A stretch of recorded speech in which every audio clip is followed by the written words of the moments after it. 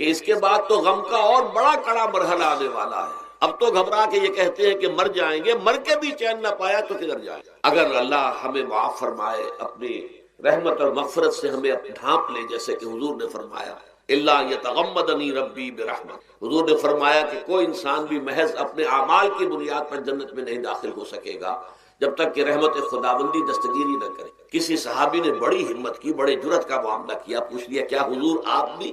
ظاہر بات ہے آپ بھی انسان ہیں، آپ بھی بشر ہیں، قرآن مجید میں کہلوایا گیا ہے اور انما انا بشر مثلکم۔ تو اگر آپ کہتے ہیں کوئی انسان جنت میں داخل نہیں ہو سکے گا محض اپنے اعمال کی بنیاد پر جب تک کہ رحمت خداوندی دستگیری نہ کرے، تو کیا آپ بھی اس قاعدہ کلیہ میں شامل ہیں؟ آپ نے فرمایا ہاں میں بھی، الا یتغمدنی ربی برحمتہ، جب تک کہ میرا رب مجھے اپنی رحمت سے ڈھانپ نہیں لے گا میں بھی جنت میں داخل نہیں ہوں۔ تو اس اعتبار سے اللہ تعالیٰ وہاں ہمیں بچا لے، لیکن جو وہاں نہیں بچایا گیا، اب ظاہر بات ہے کہ اس کے لیے جو مصیبت ہے وہ تو پھر دائمی ہے، ابدی ہے، دکھ ہی دکھ۔ میں اس کی طرف زیادہ جانا نہیں چاہتا اس وقت، اصل میں میرا موضوع جو ہے وہ اس دنیا میں دکھوں کا علاج۔ اب اس اعتبار سے غور کیجئے، دکھ دو قسم، قرآن مجید پر جتنا میں نے غور کیا، دکھ ایک تو وہ ہے کہ جو ناگہانی طور پر آ جاتے، اس میں ہماری کسی غلطی کو دخل نہیں ہو، وہ کوئی آفت سماوی ہے، کوئی زلزلہ آ گیا ہے۔ ابھی آپ کو معلوم ہے بھوج جو قصبہ تھا گجرات اسٹیٹ کا، انڈیا کا پورا ختم ہو گیا، اس میں بہت سے مسلمان، جب کوئی آفت سماوی آتی ہے تو وہ ظاہر بات ہے کہ پھر سب کے سب لوگ اس کی لپیٹ میں آ جاتے ہیں۔ زلزلہ آ گیا، کوئی اور طوفان آ جائے، جیسا کہ کئی مرتبہ آپ نے اخبارات میں پڑھا ہوگا، اس سال امریکہ میں بہت طوفان آئے ہیں، مشرقی ساحل پر بار بار طوفان آئے، وہاں بھی لوگ مرتے ہیں، وہاں بھی چھتیں اڑ جاتی ہیں، وہاں بھی تباہی جو ہے آتی ہے۔ تو اس حوالے سے ایک تو ہے وہ ناگہانی آفات، آفت ارضی ہو یا آفت سماوی ہو، زلزلہ ہے یا آفت ارضی ہے، طوفان آ گیا ہے، کوئی سائیکلون آ گیا یا آفت سماوی ہے، یا کوئی آسمان سے بڑا سا پتھر آ جائے۔ آپ کبھی کبھی اخبارات میں پڑھتے ہوں گے کہ ایک بڑی چٹان پاس سے گزر گئی، بہت بڑی خلائی چٹان جو ہے زمین کے قریب سے ہو کر گزر گئی، زمین بچ گئی، ورنہ اگر وہ زمین سے ٹکرا جاتی تو نہ معلوم کتنا بڑا یہاں پر تباہی کا معاملہ، بڑے بڑے جو ہے شہاب گرتے رہے زمین کے اوپر، بڑی بڑی تباہیاں آتی رہی ماضی میں۔ تو ایک تو یہ ہے، اور ان میں بھی تقسیم کیجئے، یہ ناگہانی تکلیف، ناگہانی مصیبت، یا کوئی آفت سماوی یا آفت ارضی، اس کی بھی پھر دو قسمیں ہو گئی۔ ایک وہ کہ جو افراد کو متاثر، انفرادی سطح، آدمی سڑک پر جا رہا تھا، پیچھے سے آ کر کسی گاڑی نے ٹکر ماری، گر گیا، ٹانگ ٹوٹ گئی، اب ظاہر بات ہے کہ اس میں اس کا کوئی قصور نہیں ہے، یہ اللہ تعالیٰ کی طرف سے بات آ گئی ہے۔ یا یہ کہ کوئی اگر اجتماعی سطح پر آیا، جیسا کہ زلزلہ ہے، یا جیسا کہ کوئی سائیکلون ہے، کوئی بڑا طوفان ہے، بہت بڑے فلڈز آ گئے ہیں، اس وقت بھی موزمبیق میں بہت بڑا فلڈ آیا ہوا ہے، ساؤتھ افریقہ میں، اور افریقہ میں پچھلے سال بھی بہت بڑا فلڈ آیا تھا، بڑی تباہی آئی تھی، آ رہا۔ تو یہ آفت سماوی، یہ ظاہر بات ہے کہ اجتماعی سطح پر آتی ہے، بڑی بڑی مقدار میں، تعداد میں لوگ متاثر، لاکھوں لوگ بے گھر ہو جاتے ہیں، ہزاروں آدمی مارے جاتے ہیں۔ پہلی شکل جو ہے دکھ کی، جیسا کہ میں نے عرض کیا، وہ ناگہانی دکھ، کوئی آفت ارضی، کوئی آفت سماوی، خواہ وہ انفرادی ہو خواہ اجتماعی۔ اس کے ضمن میں کیا علاج ہے؟ ظاہر بات ہے کہ اس کا علاج یہ تو نہیں ہو سکتا کہ آپ اس کو ختم کریں۔ انگریزی کا ایک محاورہ ہے، what cannot be cured must be endured۔ جو چیز جو ہے جس کا علاج نہیں ہو سکتا وہ تو برداشت کرنی پڑے گی۔ بعض بیماریاں بھی ایسی ہیں، ڈائبٹیز ہو گئی ہے، شوگر کا مرض ہو گیا، ڈاکٹر آپ کو بتائے گا کہ بھائی اب یہ مرض جائے گا نہیں، اب آپ کو اس مرض کے ساتھ ہی اپنے آپ کو ایڈجسٹ کر کے اپنی غذا وغیرہ اس کے مطابق طے کر لیجیے، ورنہ یہ کہ یہ نہ سمجھیے کہ یہ مرض چلا جائے گا۔ تو what cannot be cured must be endured۔ لہذا ان آفت سماوی و عرضی، چاہے وہ انفرادی سطح پر متاثر کرتی ہوں انسانوں کو، اور چاہے اجتماعی سطح پر، اس کا تو علاج ایک ہی ہے۔ عربی میں بھی ایک محاورہ یہ ہے کہ کسی نے پوچھا تھا کہ بچھو کے کاٹے کا کیا علاج ہے؟ البکاء الی الصباح، رات کو اگر کاٹا ہے کسی بچھو نے تو روتے رہو صبح تک، یہ علاج ہے، اس کا اور کوئی علاج ہے ہی نہیں۔ تو جو چیز لا علاج ہے اسے برداشت کر، گویا کہ یہاں جو اصل شے ہوگی کہ دنیاوی آفات، عرضی و سماوی آفات، ناگہانی آفات، ناگہانی مصیبتیں، ان کے ضمن میں ہمیں ایسی شے کی ضرورت ہے جو ہمارے اندر برداشت پیدا، اس کو جھیلنا آسان بنا، ہم اس کی وجہ سے بجھ کر نہ رہ جائیں، ہماری ہمتیں جواب نہ دے جائیں، ہمارا ارادہ ختم نہ ہو جائے، ہمارا حوصلہ پست نہ ہو جائے، بلکہ برداشت ہو، جھیلنا ہو، تحمل۔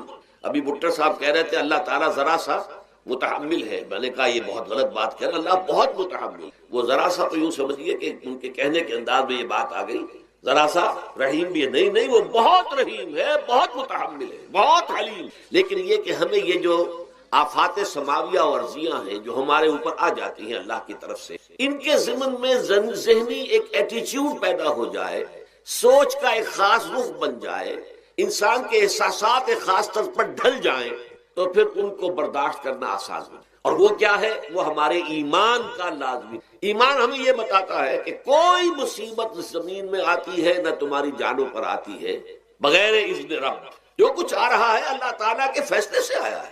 یہ کوئی اندھا بہرا مادہ نہیں ہے، یہ کوئی اندھا بھینسا نہیں ہے کہ اس نے آ کے آپ کو ٹکر مار دی ہے، نہیں نہیں، یہ تو سمیع و بصیر، علیم و خبیر اللہ اور حکیم اور قدیر اللہ کا فیصلہ، لہذا یہ من جانب اللہ ہے، اس کو تم سمجھو کہ یہ اللہ تعالیٰ کی طرف سے ہے۔ اور جب اللہ کی طرف سے ہے تو سورہ آل عمران میں فرمایا بیدہ الخیر، اس کے ہاتھ میں تو خیر ہی خیر ہے، یعنی بظاہر تمہیں محسوس ہوتا بھی ہو کہ یہ میرے لیے تکلیف دہ بات آ گئی تو اس کو یوں سمجھو کہ اس کا نتیجہ جو میرے حق میں نکلے گا وہ خیر ہوگا۔ فوری طور پر تو تکلیف ہے، مجھے اچھی نہیں لگ رہی، ناگوار ہے، لیکن نتیجہ اس کا خیر نکلے گا۔ جیسے بچہ بیمار ہے، ماں اسے دوا پینے پر مجبور کر رہی، کڑوی دوا ہے، وہ تو سمجھتا ہے مجھ پر بڑا ظلم ہو رہا ہے، یا آپ لے گئے اسے ڈاکٹر کے ہاں ٹیکا لگوایا ہے، وہ تو چیخ رہا ہے، رو رہا ہے، لیکن آپ کو معلوم ہے، کاش اسے بھی معلوم ہو جائے کہ یہ میرے خیر کے لیے، میرے بھلے کے لیے۔ اگر اسے یہ معلوم اور محسوس ہو جائے تو اس کی تکلیف اس کے اندر بہت کمی آ جائے گی، وہ سہار لے گا اس کو، وہ برداشت کرے گا۔ اس حوالے سے اس کا جو ہمارے دین میں اس کا نام ہے، اس ذہنی کیفیت کا، ان احساسات کا، اسے ہم کہتے ہیں تسلیم و رضا۔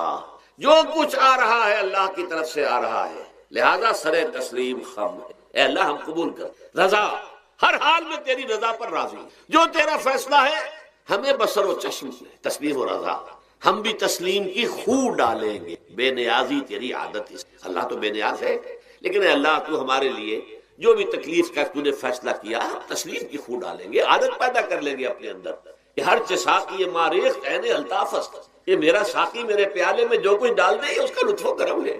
یہ مقام رضا ہے، یہ ایمان کا ایک ایسا تقاضا ہے کہ جس کو ہم کہیں گے ایمان کی حلاوت، ایمان کی مٹھاس۔ اگر آپ کا منہ کڑوا ہو جائے تو آپ چینی کھاتے ہیں تاکہ منہ کا ذائقہ ٹھیک ہو جائے۔ اگر تکالیف کی وجہ سے، دکھ کی وجہ سے آپ کے احساسات کے اندر کوئی خرابی پیدا ہو رہی ہے، یہ جو مقام رضا ہے یہ اس کے لیے قند ہے، یہ اس کے لیے چینی ہے، یہ اس کے لیے شہد ہے، یہ اس کی تلخی کو ظاہر کر دینے والی چیز کہ اللہ تیری رضا پر راضی، راضی برضائے رب۔ اب اس کے ضمن میں سمجھئے، یہ تو اصولی بات میں نے آپ کو بتا دی، اس کی تین کیفیات ہو سکتی ہیں، کیوں اللہ کی طرف سے یہ چیزیں آتی ہیں۔ سب سے پہلی شے ہے، اب وہ جو آیات میں نے سنائی تھی وہ سن لیجئے پہلے ترجمہ۔ سورہ تغابن میں فرمایا ما صاب من مصیبت الا باذن اللہ، دیکھو کوئی مصیبت تم پر نہیں آ سکتی، نہیں آتی مگر اللہ کے اذن۔ ومن یؤمن باللہ، اور جو شخص اللہ پر ایمان رکھتا ہو، یہد قلبہ، اللہ اس کے دل کو ہدایت دے دے، اس کے دل کو سکون عطا کر، وہ راضی برضائے رب ہو، اس میں شکوہ نہیں رہتا، اس میں شکایت نہیں ہو، اس میں تلخی نہیں ہوتی، کیوں ہو گیا، کیسے ہو گیا، کیوں ہو گیا، نہیں ہونا چاہیے، نہیں۔ یہ سارا جو پیچ آدمی کھاتا رہتا ہے نا اندر ہی اندر، وہ جو پیچ کھا رہا ہے، یہ سب پیچ نجات نہیں۔ برو کشید سے پیچا کہ ہست و بود مرا، چے اقدہا کے مقام رضا کشود مرا۔ یہ پیچ کھانا جو ہے، پیچا کے ہست و بود، اس سے اللہ تعالیٰ نے مجھے نجات دے دی ہے مقام رضا کے ذریعے سے۔ کتنے بڑے بڑے عقدے میرے حل ہو گئے اس مقام رضا سے، چے اقدہا کہ مقام رضا کشود میرا، میرے تو بہت سے عقدے اس سے حل ہو گئے۔ اس حوالے سے ایک موٹی بات تو یہ ہو گئی، لیکن اب اس کو تین حصوں میں تقسیم۔ پہلی بات یہ کہ یہ اللہ کی طرف سے آزمائش کے طور پر، آزمائش، میرا بندہ اس پر صبر کرتا ہے یا نہیں، یا میرے خلاف بکواس کرنے پر آمادہ ہو، اللہ تو ایسا ہے، اللہ نے تو ہم پر کبھی کرم کیا ہی نہیں، اللہ تو ظالم، معاذ اللہ معاذ اللہ معاذ اللہ، کہیں ایسا تو نہیں، میرا بندہ جو ہے تکلیف کو جھیلتا ہے میری وجہ سے، یہ سمجھ کے کہ اللہ کی طرف سے آئی۔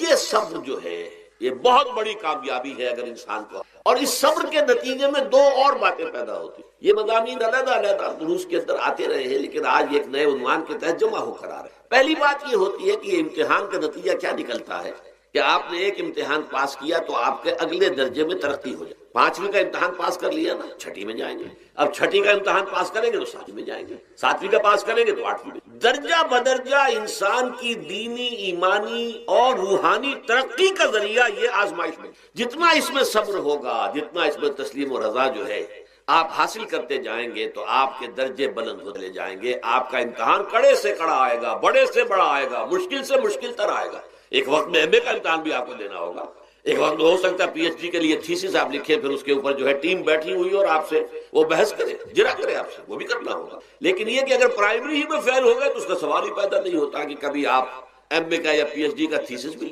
اور اسی کو دوسرے انداز میں کہا گیا ہے قرآن مجید میں، بولے یبلی المؤمنین منہ بلاء حسن۔ اصل میں ابلا کہتے ہیں، بلا یبلو جو ہے عربی زبان میں آتا ہے آزمانا، خلق الموت والحیات لیبلوکم ایکم احسن عملا، یہی معنی ابتلا کے میں، ابتلا یبتلی آزمانا۔ ابلا یبلی جو آتا ہے باب افعال سے، اس میں آتا ہے کسی کو کسی تکلیف میں ڈال کر اس کو نکھارنا، کہ اس کا جوہر نکھر جائے، اس کے اندر جو خیر ہے وہ اور چمک جائے، لوگوں کو بھی معلوم ہو جائے کہ یہ شخص اس مقام کا اہل ہے، اس کے اندر یہ صلاحیت ہے، اس میں یہ قوت موجود۔ تو یہ گویا کہ اہل ایمان کی صلاحیتوں کو نکھارنے کے لیے اور ان کے درجات کی ترقی کے لیے بھی اللہ تعالیٰ دنیا کے اندر یہ مصیبتیں اور امتحانات جو ہیں آزمائش کے حوالے سے افراد پر بھی، اجتماعی طور پر بھی، اور ایک اس کا اور بھی ہے، اہل ایمان پر اس طرح کے ابتلاء و آزمائش کی ایک نوعیت اور بھی، اور وہ یہ ہے کہ جو بھی آپ سے غیر ارادی طور پر، یا یہ کہ آپ نے کوئی گناہ ارادی طور پر بھی کر لیا، اللہ تعالیٰ اس کی سزا اسی دنیا میں دے کر آخرت کی سزا سے محفوظ کر دیتا ہے۔ گویا کہ اس سے بڑا خیر کیا ہوگا؟ یہاں کی سزا کیا ہے؟ جھیل لی آپ نے، بخار آ گیا، ٹانگ ٹوٹ گئی، چلیے 3 مہینے آپ بستر پر پڑے رہے نا، اور کیا ہوا؟ کچھ نہیں۔ لیکن یہ کہ آخرت کی سزا ملتی ہے، بہت حسین، لہذا کفارہ بناتا ہے اللہ تعالیٰ۔ ان جو بھی گناہ ہو گئے ہیں، غلطیاں ہو گئی ہیں، ان کا کفارہ اللہ تعالیٰ بندہ مومن کے لیے، حضور کی ایک حدیث ہے، اس کا متن مجھے اس وقت یاد نہیں ہے، کہ مومن کا معاملہ عجیب ہے، اسے کوئی تکلیف پہنچتی ہے صبر کرتا ہے، وہ اس کے گناہوں کا کفارہ بن جاتا ہے، اور اگر کوئی خوبی ملتی ہے تو اللہ تعالیٰ کا شکر ادا کرتا ہے، اس کے درجات بلند ہو جاتے ہیں۔ تو یہ معاملہ جو ہے اللہ تعالیٰ کی طرف سے بندہ مومن کے حق میں خیر، کہ در حقیقت اس کے ان گناہوں کی پاداش کہ جو اس نے یہاں کر لیے ہیں، یہی دنیا میں دے کر دھو دیا جائے، پاک کر دیا جائے۔ جیسے آپ کو معلوم ہے دھوبی جو ہے کپڑے کو، ذرا اس آیت پر اب نگاہ کو مرتکز کیجئے، انسان کا خسارہ کیا ہے۔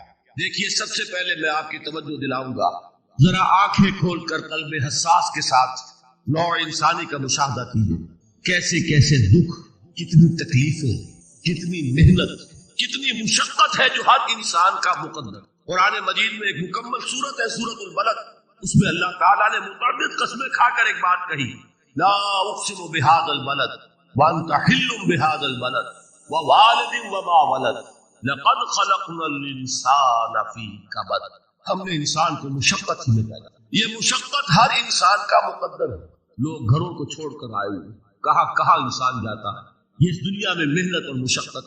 ہاں، ایک مغالطہ ہو جاتا ہے کہ شاید یہ محلوں میں رہنے والے جو ہیں انہیں کوئی مشقت نہیں، انہیں کوئی دکھ نہیں، حالانکہ حقیقت یہ نہیں ہے۔ جو جتنا امیر ہے آپ دیکھیں گے اس کی جسمانی مشقت کم ہے، ذہنی کوسٹ زیادہ ہے۔ ٹرینکولائزرز کی انہیں ضرورت پڑتی ہے، انہیں سیڈیٹیوز چاہیے، خواب آور دوائیں مزدور کو نہیں کبھی ضرورت پڑے گی۔ وہ 8 گھنٹے کی محنت کرنے کے بعد احساس ہوتا ہے کہ وہ صبح ہی کی خبر لے گا۔ اور یہ وہ لوگ ہیں کہ جن کو ہپنوٹکس، خواب آور دوائیاں، سیڈیٹیوز، مسکن ادویات، یہ سارا لیبلیم اور یہ ویلیم اور یہ فلاں اور یہ فلاں، یہ کہاں جاتا ہے؟ ذہنی سکون اور اطمینان انسان کو حاصل نہیں۔ کسی کی جسمانی مشقت ہے، کسی کی ذہنی مشقت ہے۔ میں آپ کو یاد دلانا چاہتا ہوں مہاتما گوتم بدھ کا معاملہ۔ 30 برس کی عمر میں کپل وستو کا شہزادہ محل کو چھوڑ کر نکلے، جوان بیوی کو سوتا ہوا چھوڑ کر گئے، شیر خوار بچے کو چھوڑ کر، راجدھانی میں رہنے والا محل کا باسی، جسے یہ معلوم ہے کہ باپ کے بعد مجھے یہ سلطنت ملنے والی ہے، کیوں گیا؟ کبھی کبھی آپ نے سوچا؟ اس نے انسان کے غم اور دکھ کا مشاہدہ، اس نے دیکھا کوئی اندھا ہے ٹھوکر کھا کر گر رہا، کوئی والدین کھڑے ہوئے رو رہے ہیں اور ان کی نگاہوں کے سامنے ان کا نہایت محبوب بچہ دم تو، اور وہ کچھ نہیں کر سکتا۔ اس نے سوچا یہ صدمہ کیوں انسان، یہ دکھ اس کا مقدر کیوں؟ اس صدمے سے، اس دکھ سے نجات پانے کی بھی کوئی شکل ہے کہ نہیں؟ انسانوں کی ایک عظیم اکثریت، شاہ ولی اللہ دہلوی رحمۃ اللہ علیہ کے الفاظ ہیں کہ وہ لگدو اونٹ اور کولو کا بیل بن کر زندگی، جو 8 گھنٹے تک اینٹیں ڈھو رہا، اس شخص کا تصور کیجیے، وہ واقعی انسان ہے یا حیوان بن گیا ہے؟ اور 8 گھنٹے کی اس محنت کے بعد بھی ہو سکتا ہے کہ 2 وقت کی روٹی اسے پوری نہ ملے، اور یہ تو ہو سکتا ہے، نہیں ہوتا ہے کہ اگر بچہ بیمار پڑ گیا ہے تو شاید کوئی برتن بیچے بغیر اس کی دوا کا سامان نہ کرے۔ ایسا شخص کتنے بوجھ پھلا دبا، کتنی مشقت کے اندر پسا دبا، لدو اور کولو کا بیل، انسانوں کی عظیم اکثریت کی سطح پر زندگی گزرتی۔ لیکن آپ کو معلوم ہے کہ کولو کے بیل کے لیے مشقت ہی مشقت ہے، اس کے احساسات یہ نہیں ہے، کیونکہ ان سے انسان کو جو صدمہ پہنچتا ہے، ایک بیل کو اس سے کوئی غرض نہیں کہ اس کا کوئی بچہ بھی تھا کہ نہیں تھا، اس کو کوئی بخار ہوا ہے یا کیا ہوا ہے، اس صدمے سے وہ بیل بچا ہوا ہے۔ گھوڑے کو کوئی پتا نہیں کہ میرا بھی کوئی اولاد میری ہے یا نہیں ہے، مجھے اس کا کوئی صدمہ ہے یا دکھ ہے، کوئی پتا نہیں۔ لیکن انسان کا معاملہ یہ ہے کہ والدین کو جو جو دکھ دیکھنے پڑتے ہیں اپنے بچوں کے بھی اولاد کے، رات کی نیند حرام ہے اس لیے کہ بچہ بخار میں تپ رہا ہے یا درد سے تڑپ رہا ہے، لہذا نہ ماں سو سکتی ہے نہ باپ سو سکتی ہے۔ میں نے ایک موقع پر دیکھا لاہور میں کیروسین آئل، اس زمانے میں ابھی سوئی گیس نہیں آئی تھی، اور اکثر و بیشتر جو ہے یہی مٹی کا تیل جو ہے ایندھن کے طور پر استعمال ہوتا تھا، اس کی شارٹیج ہو گئی تو کئی فرلانگ لمبی قطاریں لگتی تھی ان دکانوں کے باہر، ڈپوں کے باہر، اور ایسے ایسے منظر بھی کہ ایک خاتون برقع کو، ایک گود میں بچے کو لیے ہوئے، ایک کی انگلی پکڑے ہوئے، بوتل ہاتھ میں لیے ہوئے تیل کے لیے، اور کئی گھنٹے کھڑی ہوئی۔ یہ مشقت انسان جھیلتا ہے۔ غالب نے اس کا نقشہ کھینچا ہے کہ رنج سے خوگر ہوا انسان تو مٹ جاتا ہے، مشکلیں اتنی بڑی مجھ پر کہ آسان ہو، ہم بھول جاتے ہیں، ورنہ واقعہ یہ کہ قلب حساس ہو اگر، اور قید حیات و بند غم اصل میں دونوں ایک ہیں، موت سے پہلے آدمی غم سے نجات پائے۔ اچھا یہ تو ہوا لقد خلقنا الانسان فی کبد۔ حیوانات کا معاملہ ایک اور اعتبار سے آسان ہے، ان سے کوئی محاسبہ بھی ہے کیا؟ کوئی جواب دہی بھی ہے؟ کوئی ان کو اللہ کے حضور میں کھڑے ہو کر اپنے اعمال کا حساب بھی دینا؟ انسان کی یہ ٹریجڈی ہے، یہ المیہ ہے انسان، اس کو بھی قرآن مجید کی ایک صورت میں قسمیں کھا اذا السماء انشقت، اس کے بعد کیا فرمایا؟ یا ایھا الانسان انک کادح الی ربک کدحا فملاقیہ۔ اے انسان، تیرا المیہ، تیری ٹریجڈی اس سے کہیں بڑھ کر ہے، تجھے صدمے پر صدمے جھیلتے ہوئے، مشقت پر مشقت برداشت کرتے ہوئے ایک روز اپنے رب کے حضور میں بھی کھڑا ہو، جواب دہی بھی کر۔ اس دن کے حساب سے، اس دن کے احساس سے جو بڑے بڑے ہماری امت کے عظیم جو گلے سرسبد ہیں، ان کا یہ حال آپ نے پڑھا ہوگا۔ حضرت ابوبکر صدیق رضی اللہ تعالیٰ عنہ وہ ایک عجیب کیف کے عالم میں فرمایا کرتے تھے، کاش میں درختوں پر چہچہاتی ہوئی چڑیا ہوتا جس سے حساب کتاب نہیں، کاش کہ میں گھاس کا تنکا ہوتا جو آج ہے اور کل آگ میں جلا دیا جاتا، ختم ہو، اس سے محاسبہ کوئی نہیں۔ وہ جس کے احساس سے کہ حضرت عمر جو ہے اپنے انتقال کے وقت سخت بے چین، ان کے بیٹے حضرت عبداللہ ابن عمر رضی اللہ تعالیٰ عنہما ان کا سر جو ہے وہ اپنے زانوں پر رکھ لیا تو کہا نیچے ڈال دو، ایک عجیب بے کلی اور بے چین۔ انہوں نے کہا ابا جان آپ کیوں پریشان ہیں؟ آپ تو عشرہ مبشرہ میں سے، آپ کو تو اللہ تعالیٰ نے جنت کی بشارت حضور کے ذریعے سے اس دنیا میں دی۔ حضرت عمر فرماتے کہ خدا کی قسم اگر قیامت کے دن عمر برابر سرابر پر چھوٹ گیا تو بہت بڑی کامیابی۔ یہ احساس جن کو، حضرت علی کا حال کیا ہوتا ہے؟ ابھی جو آپ نے حافظ صاحب سے سنا، یہ حضرت علی کا معاملہ کہ ایک تیر پیوست ہو گیا تھا، کسی طرح نکل نہیں رہا۔ حضرت علی نے فرمایا کہ اچھا چھوڑو مجھے، میں نماز کی نیت پڑھتا، نماز کی نیت پڑھتے تھے تو لرزتے تھے، کہا کس کے سامنے کھڑا ہوں اور کس کے سامنے مجھے ایک دن جواب دہی کے لیے کھڑا ہونا ہوگا۔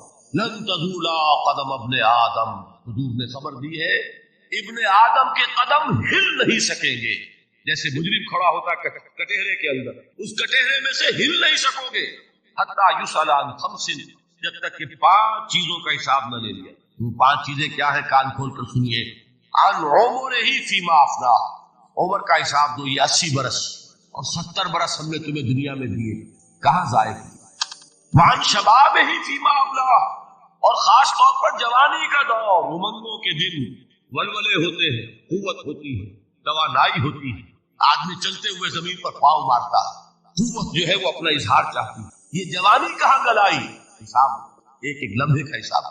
مالہ من این اکتسبہ وفیما انفق، ایک ایک پائی کا حساب دو، مال کا کہاں سے کمایا تھا، حلال سے کہ حرام سے، اور کہاں خرچ کیا تھا، گلچھروں میں، عیاشیوں میں، یا نیکی کے کاموں میں، ادائے حقوق میں، اللہ کے دین کے لیے۔ 4 سوال ہو گئے، 2 زندگی کے بارے میں، ایک زندگی پوری بحیثیت مجموعی، کہاں کس کام میں لگا، اور خاص طور پر شباب کا دور کہاں لگا۔ 2 سوال مال کے بارے میں، کمایا کہاں سے، حلال سے کہ حرام سے، جائز سے کہ ناجائز، خرچ کہاں کیا، اور آخری سوال وعما عمل فیما علم، جو علم حاصل کیا تھا اس میں عمل کتنا کیا۔ علم کے انبار لگاتے چلے گئے اور عمل کے آغاز کی بھی نوبت میں آئی۔ یہ علم جو ہے یہ اس روز سب سے بڑا وبال بن جائے گا، اتنا علم اور عمل کچھ نہیں، بجائے کہ کریڈٹ کا ذریعہ بنے یہ الٹا ڈیبٹ کا کھاتا بنے۔ یہ جواب دہی کا احساس ہے کہ جس کی وجہ سے انسان کی ٹریجڈی جو ہے وہ دوہری ہے. کوئی حیوان اتنے بوجھ تلے نہیں، مشقت کی، محنت کی، اس زندگی میں ختم ہوئے، اس کے بعد کوئی محاسبہ نہیں. اس کو بھی غالب نے خوب کہا کہ اب تو گھبرا کے یہ کہتے ہیں کہ مر جائیں گے، اور مر کے بھی چین نہ پایا تو کدھر. یہ ہے وہ ہیومن ٹریجڈی. اور وہ یہ ہے کہ اس قیامت سے پہلے پوری دنیا میں حق کا بول بالا ہو. اچھا، یہ وہ بات ہے جو دنیا کے اکثر مذاہب اور خاص طور پر جو 3 یہ مذاہب ہیں جنہیں ابراہیمی مذاہب کہا جاتا ہے، یہودیت، عیسائیت اور اسلام، تو صراحت کے ساتھ یہود کے ہاں بھی عقیدہ موجود، عیسائیوں کے ہاں بھی ہے، مسلمانوں کے ہاں بھی ہے، کہ اس سے پہلے، اس کائنات کے ختم ہونے سے پہلے، اس زمین کی قیامت آنے سے پہلے، اس پر اللہ کا دین غالب، کنگڈم آف ہیون اور ارتھ. اور یہی بات حضرت مسیح نے کہی تھی اپنے اس وقت کے جن یہودیوں سے مخاطب، ڈیپینڈ، توبہ کر لو، for the kingdom of heaven is ہیڈ اینڈ. اب جو وہ ہے آسمانی بادشاہت آیا چاہتی، وہ آسمانی بادشاہت تھی حضور کا ظہور صلی اللہ علیہ وسلم، جس سے کہ وہ آسمانی بادشاہت قائم ہوئی اور پھر پھیلی کتنے بڑے علاقے. لیکن بہرحال پوری دنیا میں نہیں پھیل سکے، اس کے اسباب کیا تھے وہ اس وقت میرا موجود، لیکن پھیلنا ہے اس کو. اس سے قبل کیا ہونا ہے، یہ جو تیسری بات میں نے کہی ہے، اس پر آپ کو یقین ہونا چاہیے، اس لیے کہ احادیث صحیح آگے قرآن مجید کا صغرا کبرا دلالت کرتا ہے اس پر کہ حضور کو بھیجا گیا غلبہ دین کے، اور بھیجا گیا پوری نوع انسانی کے لیے. تو جب تک پوری نوع انسانی پر دین غالب نہ ہو تو حضور کا مقصد بیش ابھی مکمل نہیں. اسی کو اقبال نے کہا تھا، وقت فرصت ہے کہاں، کام ابھی باقی، نور توحید کا اتمام ابھی باقی. یہ چمن معمور ہوگا نغمہ توحید سے، ایک وقت آئے گا یہ پورا یہ قرآ جو ہے نغمہ توحید کے ساتھ اس کا جو ہے گونج جائے گا. لیکن یہ ابھی تو نہیں ہوا ہے، نہ ہونا ہے. اس سے پہلے کا معاملہ ایک ہے کہ جس کی خبریں دی گئی ہیں، اور وہ ہے کہ قیامت میں اس نظام دین حق کے غالب ہونے سے پہلے بڑی خوفناک جنگوں کا ایک سلسلہ ہے جس کی خبریں، یہ یہود کے ہاں بھی ہیں خبریں موجود، عیسائیوں کے ہاں بھی ہیں. جو بائبل کا آخری باب ہے ریولیشن آف سینٹ جان، وہ کاشفات یوحنا ترجمہ کیا، اور حضور کی احادیث، ملاحم، باب الملاحم، یہ بہت سی کتابوں کے اندر باقاعدہ ابواب ہیں. ایک باب الملاحم، جنگوں کا. ان میں سے ایک جنگ وہ ہے جسے کہا ہے اس یوحنا کی مکاشفات میں آرمگدان، اور غالباً اسی کو حضور نے قرار دیا ہے الملحمۃ العظمی، عظیم ترین جنگ، الملحمۃ. تو یہ بھی یقینی چیزیں ہیں کہ یہ ملاحم کیوں ہوں.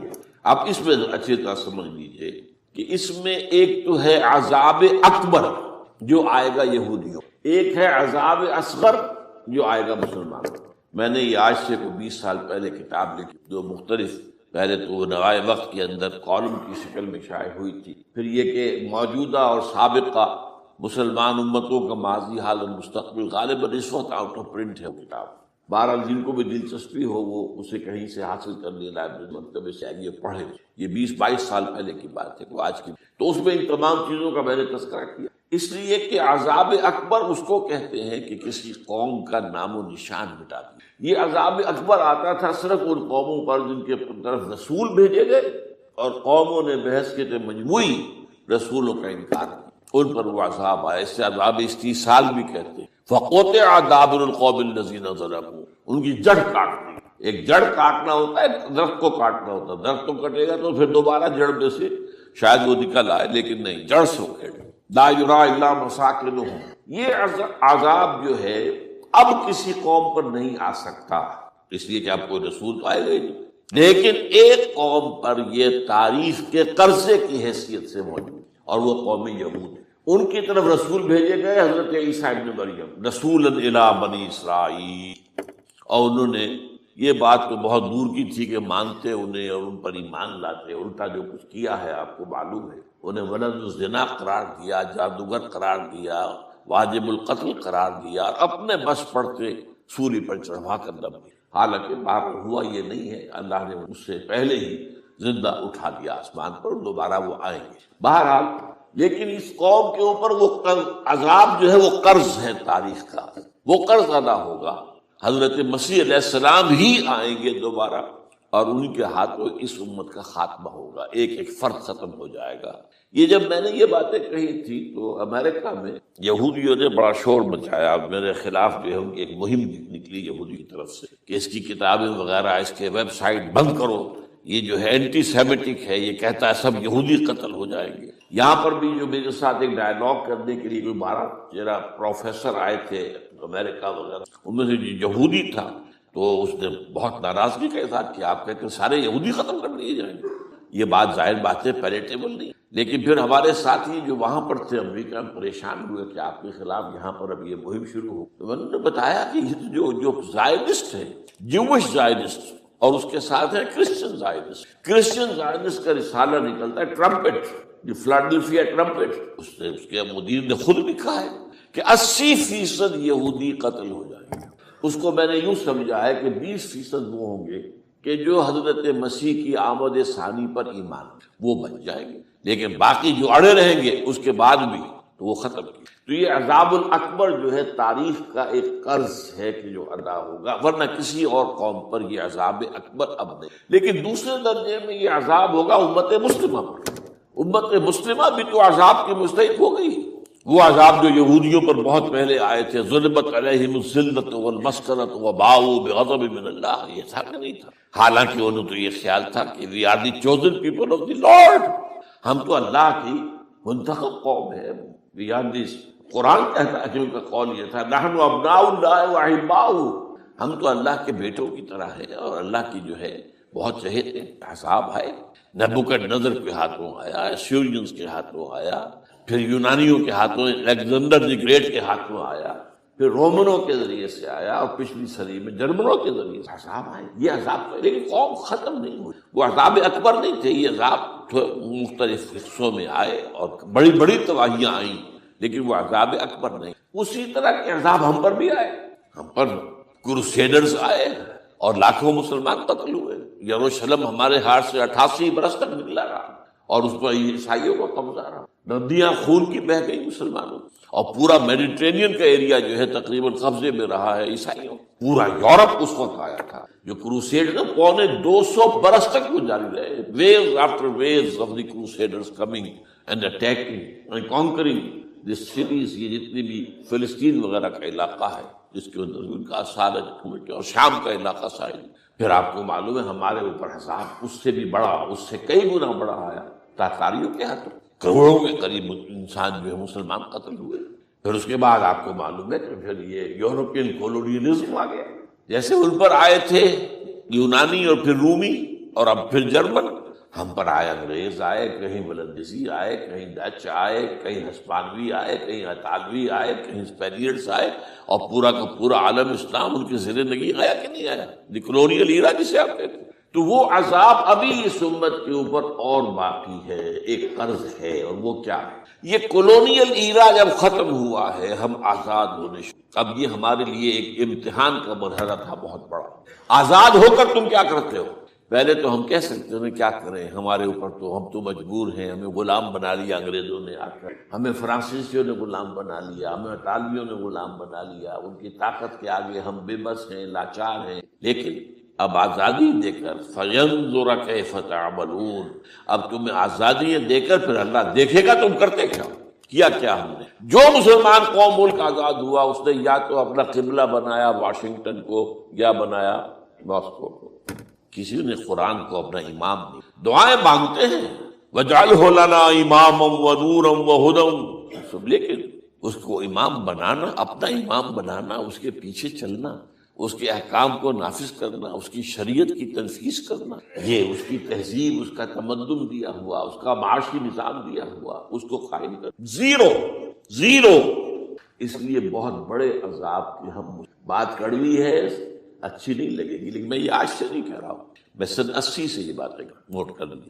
البتہ اس میں یہ ہے کہ اس امت کا معاملہ سب کا ایک جیسا نہیں، لیسو سواء، جیسے سورہ آل عمران میں کہا گیا ہے کہ یہ اہل کتاب بھی سب ایک جیسے نہیں، ان میں بھی کچھ نہ کچھ نیک لوگ تھے، امت قائمۃ آناء اللیل، راتوں کو کھڑے رہنے والے، عبادت کرنے والے موجود تھے۔ عیسائیوں میں احبار اور رہبان جو تھے وہ بڑے نیک لوگ تھے، اس وقت بھی موجود تھے، لیکن بحثیت مجموعی کا معاملہ کیا ہے اس کو دیکھنا پڑتا ہے، بحثیت مجموعی صورتحال کیا ہے۔ تو صورتحال کیا ہے کہ ہم نے کہیں بھی اللہ کے دین کو قائم نہیں کیا، مذہب تو ہے لیکن ظاہر بات ہے کہ جرم جو ہے تو پوری امت کا، لیکن سب برابر نہیں ہے۔ سب سے بڑے مجرم عرب مسلمان، کیوں؟ انہیں اللہ نے جو مقام دیا وہ کسی اور کو نہیں دیا، حضور ان میں سے تھے، یہ رتبہ بلند ملا جس کو مل گیا، رسول عربی ہے نا۔ نمبر دو، ان کی مادری زبان میں اللہ کی کتاب موجود، انہیں اس کو سمجھنے کے لیے کوئی نئی زبان پڑھنے کی ضرورت، کوئی ہمارے لیے تو یہ صرف پڑھیں، نحو پڑھیں، یہ پڑھیں، وہ پڑھیں، تب کہیں جا کر اپنی آنکھ سے قرآن پڑھیں، وہ نہ ترجمہ پر گزارا کریں۔ ترجمہ ظاہر بات انسپائر نہیں کر سکتا، ترجمہ تو سیکنڈ ہینڈ نالج ہے۔ جب آپ ترجمہ پڑھ رہے ہیں تو گویا کہ آپ اس مترجم کی آنکھ سے پڑھ رہے ہیں، اپنی آنکھ سے تو نہیں پڑھ رہے۔ لہٰذا یہ سب سے بڑا عذاب تو ان پر آنا ہے، وہ جو میں بیان کر چکا ہوں، گریٹر اسرائیل کے قیام کا معاملہ کیا ہے۔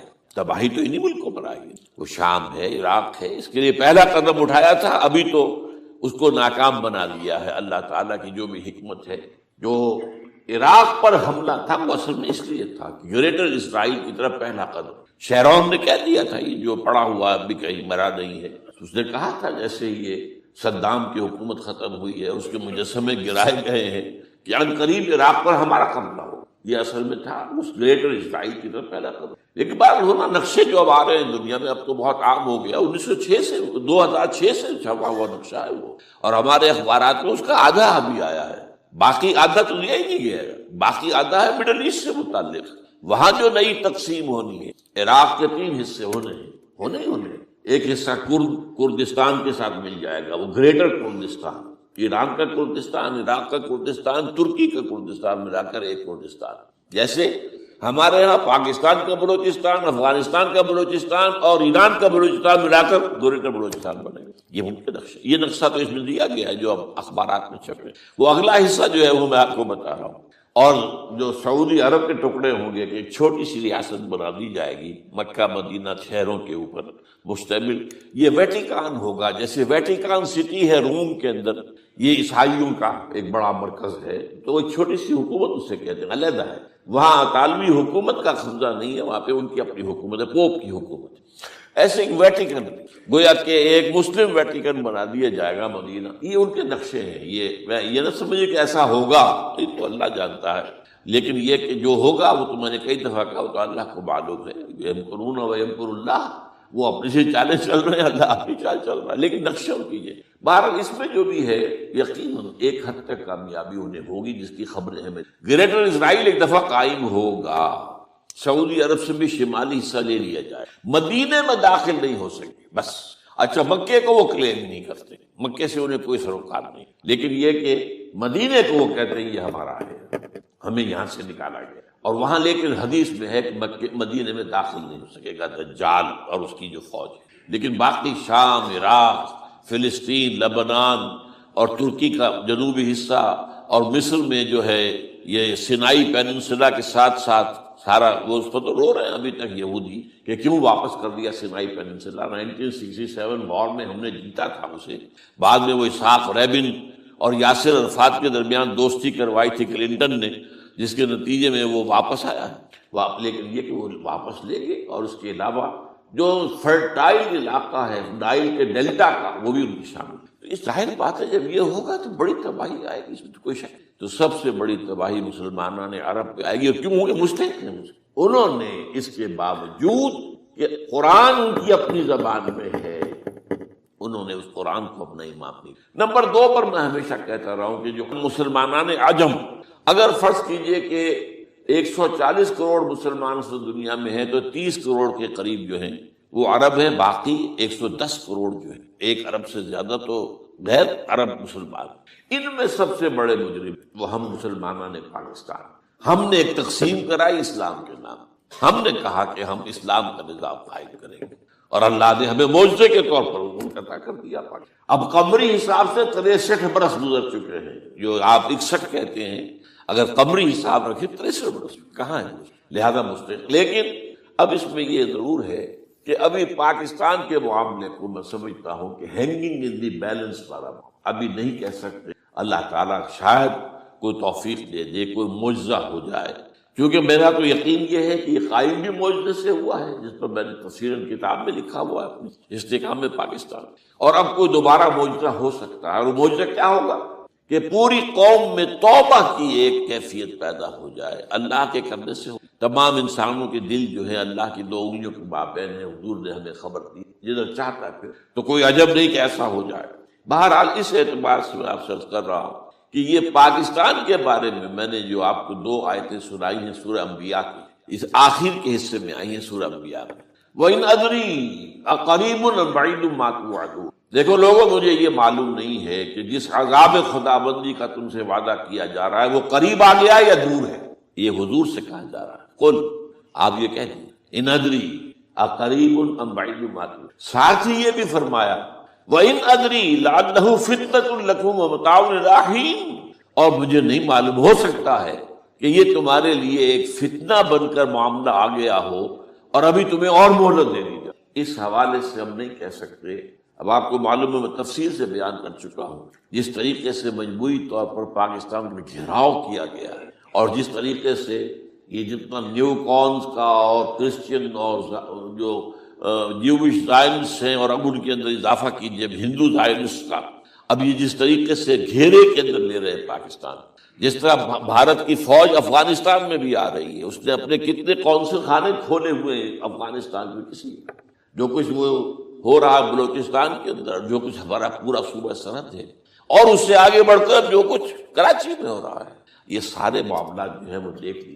تو گویا کہ باہر سے ہمارا گھیراؤ مکمل ہو چکا ہے۔ اور اس میں یہ ہے کہ تازہ جو بمبئی کے اندر جو ہوئے ہیں معاملات وہ نوٹ کی، کس طریقے سے اب اسے کہا جا رہا ہے کہ کچھ مسلمانوں نے کیا ہے، حالانکہ اس کے اندر سب سے بڑا ثبوت یہ ہے کہ ایک ہندو ہیمنت، جس نے کہ وہاں ساری تحقیقات کی کہ سمجھوتا ایکسپریس کو جو اڑایا تھا کس نے اڑایا تھا، اس کی انہوں نے کہا جب کی ہے تحقیقات، اب یہ اس کو گیو دم دی کریڈٹ، ہندو قوم کے اندر کم سے کم یہ بھی بات موجود ہے، جہاں وہ بدماشیاں ہیں وہاں یہ بھی ہے، یہ خیر بھی ہے، جہاں برائیاں ہیں ان کے اندر وہ خوبیاں بھی ہیں۔ ان کا ایک کمیشن ہے صاف ایک ہندو کو، اور ہندو بھی سرونگ کرنل کا یہ ہے ماسٹر مائنڈ، اس نے کروایا اور وہ گرفتار ہوا، serving kernel of Bharat army. تو اب ظاہر بات ہے کہ اس کو مارا گیا ہے بمبئی میں، اس کو مسلمان کاہے کو مارے گئے؟ مسلمانوں کا تو وہ حق محسن تھا، وہ مسلمان کس وجہ سے اسے مارے گئے؟ اسے مارنے والے کون ہیں؟ وہی ہندو زائنسٹ کہہ لیجیے ان کو، یا ہندو تشدد پسند کہہ لیجیے، جو پاکستان کو ختم کرنے پر تلے بیٹھے۔ یہ ان کا در حقیقت کام ہے کہ اس شخص نے اتنی بڑی حرکت کی کہ ہمیں جو ہے ہماری سازش کو بے نقاب کر دیا۔ تو اصل میں لیکن یہ سب کچھ جو ہو رہا ہے وقتی طور پر تو بہت زیادہ طوفان اور جوش آیا تھا، معلوم ہوتا تھا کہ شاید 9/11 والا معاملہ جو تھا نیو یارک کا، اس کے نتیجے میں جو ایک دم امریکہ جو ہے نکلا ہے غصے کے اندر، اور پوری قوم اس کی کھڑی ہو گئی اور پوری دنیا جمع ہو گئی افغانستان پر حملے کے لیے، شاید ایسا معاملہ ہو جائے، لیکن نہیں، اللہ کا کہ یہ معاملہ جو ہے ان ادری لعلہ فتنة لکم ومتاع الی حین۔ ابھی کل کی جو تازہ ترین رپورٹ ہے وہ یہ ہے کہ اوباما کو بریفنگ دی گئی ہے کہ پاکستان کے جو نیوکلیئر بامبس وہ ولنریبل ہے، اور ان کے اندر اندیشہ ہے کہ وہ جو ہے شدت پسندوں کے ہاتھ میں نہ پڑ جائے۔ اس کو کوئی نہ کوئی بہانہ انہوں نے بنانا، یہ جو میں آپ سے عرض کر چکا ہوں۔ کچھ ہمارے لوگوں کو یہ امیدیں ہو گئی تھی براک اوباما کے آنے سے، یہ میں نے پھر اس کے بعد ایک مضمون میں پڑھا ہے، آپ کے لیے بھی نئی بات ہوگی۔ براک کا لفظ جو ہے اس میں یہ بھی اسلامی ہے، یہ برکت سے ہے، اس لیے کہ اس کا باپ جو ہے وہ سواحلی علاقے کا، سواحلی زبان جو ہے کینیا کا ساحلی علاقہ جو ہے وہ سواحلی زبان جو ہے اس میں عربی کی بڑی آمیزش، کیونکہ وہ تو بہت قریب ہے نا، عرب سے کتنا فاصلہ ہے، وہ درمیان میں وہ ریڈ سی ہے، بڑا چھوٹا سا سمندر، تو سواحلی زبان میں عربی اثرات ہے۔ تو یہ برکت والی بات، جیسے ہم کہتے ہیں کسی کا نام برکت حسین، برکت علی، تو یہ وہ ہے باراک برکت والا، باراک حسین، اور پھر حسین کا نظر۔ تو اس سے بڑی توقعات ہو گئی تھی، لیکن نظر یہ آ رہا ہے کہ جو بش کا ایجنڈا تھا، اس لیے کہ اصل میں اس کی پالیسی بنانے والے میں آپ کو بتا چکا ہوں کوئی ایک فرد نہیں ہوتا وہ تو پورے ادارے ہیں، بڑے بڑے تھنک ٹینکس ہیں، اور یہ ثابت ہو گیا ہے کہ اس اوباما نے آتے ہی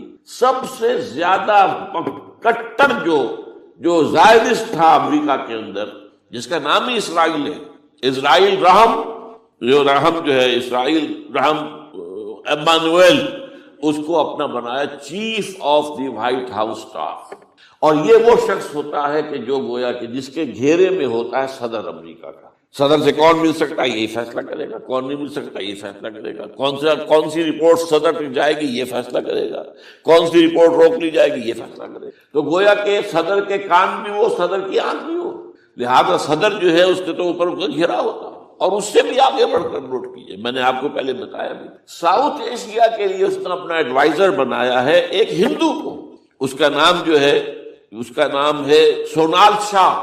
اور یہ جو ہندوؤں کی تنظیم ہے، جو انتہائی جو ایکسٹریمسٹ ہندو ہیں، وشوا ہندو پریشد، یہ وشوا سری پرشانت ہے جس کا اسٹوڈنٹ ونگ ہے بجرنگ دل کا. یاد ساؤتھ ایشیا سے مراد بھارت اور پاکستان، اس کے معاملات میں اس کا ایڈوائزر جو ہے سونال شاہ ہے. تو حالات جو ہے اس اعتبار سے انتہائی یہ کہ خطرناک. اور دوسری طرف اندرون معاملہ کیا ہے؟ سائنس کی دو اصطلاحات آپ نے سنی ہوگی، centrifugal forces, centripetal forces. Centrifugal وہ ہوتی ہے کہ جو مرکز سے توڑنے والی ہوتی، بھاگتا ہے ہر ایک مرکز کو چھوڑ کر، یہ سینٹریفیوگل فورس. سینٹریپیٹل وہ ہوتی ہے جو مرکز کی طرف لانے والی ہو، جو ایک مرکز کے گرد لوگوں کو جمع کرے. تو مرکز گریز اور مرکز کی طرف رخ کرنے والی. ہمارے پاس سینٹریپیٹل فورس صرف ایک ہے، وہ اسلام ہے، اور وہ ہے نہیں. ہر چند کہیں کہ ہے نہیں، کہاں ہے؟ نظام کہاں ہے؟ مذہب تو ہے، مذہب تو انڈیا میں بھی ہے، مذہب امریکہ میں بھی ہے، مذہب کی تو کوئی کمی نہیں. فاسٹسٹ گروئنگ ریلیجن میں نے بارہا کہا ہے دنیا میں مانا جا رہا ہے کہ اسلام، لیکن مذہب دین، حضور بھیجے گئے تھے دین کو غالب کر. هو الذی ارسل رسولہ بالہدی ودین الحق لیظہرہ علی الدین. سینٹریفیوگل فورسز آپ کو یاد ہوگا میں نے گنوا دیا تھا ایک دفعہ. آپ کا نارتھ پول کیا ہے؟ NWFP. وہاں حکومت اس نے کیوں کی ہے؟ وہ اسفند یار ولی جس کا دادا، جس نے پاکستان میں دفن ہونا گوارا نہیں، جن کا پختہ موقف یہ ہے، اس کے باپ کا بھی ولی خان کا یہ تھا کہ انگریز نے بنایا ہے پاکستانی، انگریز کا بنایا ہوا ہے، یہ انگریزی سازش کے نتیجے میں. And they believe in that. اور اس کے ساتھ مولانا فضل الرحمان ہیں جن کے والد مرحوم نے یہ کہا تھا کہ اللہ کا شکر ہے ہم پاکستان کے بنانے کے گناہ میں شامل نہیں تھے. یہ ہے اس وقت وہاں کی فورس. اور جنوب میں نہ معلوم کب سے ان کا نقشہ بن رہا ہے، جب سے یہ MQM قائم ہوئی تھی. مہاجر قومی موومنٹ تھی، بعد میں انہوں نے اپنا رنگ بدلا ہے، کچھ تبدیل کیا ہے، لیکن یہ کہ اصل میں تو وہی ہے. گرگٹ رنگ بدل رہے تو اس کی فطرت تو نہیں بدلتی ہے، تو وہی اردو اسپیکنگ. اور اب جو ہنگامے ہو رہے ہیں وہ پختون اور اردو اسپیکنگ کے درمیان ہنگامے ہو رہے ہیں، اور زیادہ پٹھانوں کو مارا جا رہا ہے، ان کی دکانیں جلائی جا رہی ہیں. یہ بسیں جتنی جلتی ہیں وہ اس لیے کہ زیادہ تر ٹرانسپورٹ جو ہے وہاں پر وہ پختونوں کے ہاتھ میں. یہ وزیری وغیرہ لوگ جو ہے محسود ہیں، یہ لوگ ہیں وہاں پر جو ہے اکثر و بیشتر بہت سے مساجد کے اندر آپ کو جو امام ملیں گے وہ پٹھان ملیں گے، جو پہرے دار ملیں گے وہ پٹھان ملیں گے، بہت بڑی تعداد ہے. لیکن یہ کہ اس کے اوپر وہاں پر فساد شروع ہو گیا. بلوچستان کا معاملہ سب کو معلوم ہے. تو اندرونی طور پر جو سینٹریپیٹل فورس ہو سکتی تھی اس کو ہم نے کیا نہیں مضبوط، کمزور سے کمزور تک کرتے تھے. اور اب جو کچھ ہو رہا ہے، اب مضامین آ رہے ہیں، آئلی قوانین میں تبدیلیاں کیوں کی جا رہی ہیں. یہ جو کانفرنس ہوئی تھی جو UNO کے اندر بیجنگ +5 کانفرنس، جو بات اس میں طے اور اس میں یہ تھا طلاق کے معاملے میں مرد اور عورت کو بالکل برابر کر دیے جائے. اب وہی کر رہے ہیں آپ. یہ سفاری آئی کائے کے لیے؟ جیسے مرد طلاق دے سکتا عورت بھی طلاق دے سکتی. اسلام میں یہ ہے کہ عورت طلاق لے سکتی، دے نہیں سکتی. وہ لے گی یا تو شوہر سے خود کہے بھائی تم مجھے آزاد کر دو، تم نے مجھے مہر دیا تھا میں واپس کرتی، یا یہ آدھا لے لو، یا یہ ہے کہ وہ اپنے بڑوں سے بزرگوں سے اور اس کے بڑوں بزرگوں کو بیچ میں ڈالے، یا عدالت میں جائے. عدالت اگر کو قائل کر دے گی کہ عدالت کے واقعی اس کے معاملات ان کے صحیح ہم نہیں جیت سکے، وہ سیپریٹ کر دے گی. وہ ایک ہے خلا لی جا سکتی ہے، طلاق دی نہیں جا سکتی. یہ فرق رکھا گیا. اسلام میں مرد اور عورت اسینشلی برابر ہیں. As human beings they are equal. کوئی فرق نہیں، کوئی اونچا نہیں، کوئی نیچا نہیں. جو بھی انسان کے اندر شرف انسانیت ہے، اشرف المخلوقات ہونے کا جو مقام حاصل ہے، وہ مرد کو بھی عورت کو، ان میں کوئی فرق نہیں. لیکن جب ایک مرد اور ایک عورت مل کر ایک خاندان کی بنیاد ڈالتے اب وہ برابر نہیں. الرجال قوامون علی النساء. کوئی بھی انسٹیٹیوشن ہو اس میں دو برابر کے سربراہ نہیں ہو سکتے. دونوں کا اختیار ایک جیسا ہو تو کیسے چلے گی گاڑی؟ چل ہی نہیں سکتی. آپ ڈائریکٹر جو ہے 100 بنا لیں، مینیجنگ ڈائریکٹر ایک ہوگا، ظاہر بات ہے یہ دو تو نہیں ہو سکتے. لہذا انسٹیٹیوشن فیملی کے لیے اسلام نے جو نظام دیا ہے، یہی طلاق کا معاملہ ہے، وراثت کا معاملہ ہے. عورت کے ذمے کچھ اور کام لگائے ہیں، مردوں کے ذمے کچھ اور کام لگائے ہیں. مرد ذمہ دار ہے، کفیل ہے، لہذا وراثت میں والد کی طرف سے اسے 2 حصہ ملے. لڑکی کی کوئی ذمہ داری ہے ہی نہیں، وہ تو بلکہ شادی بھی ہوگی تو شوہر سے مہر لے گی، لڑکا شادی کرے گا تو مہر دے گا.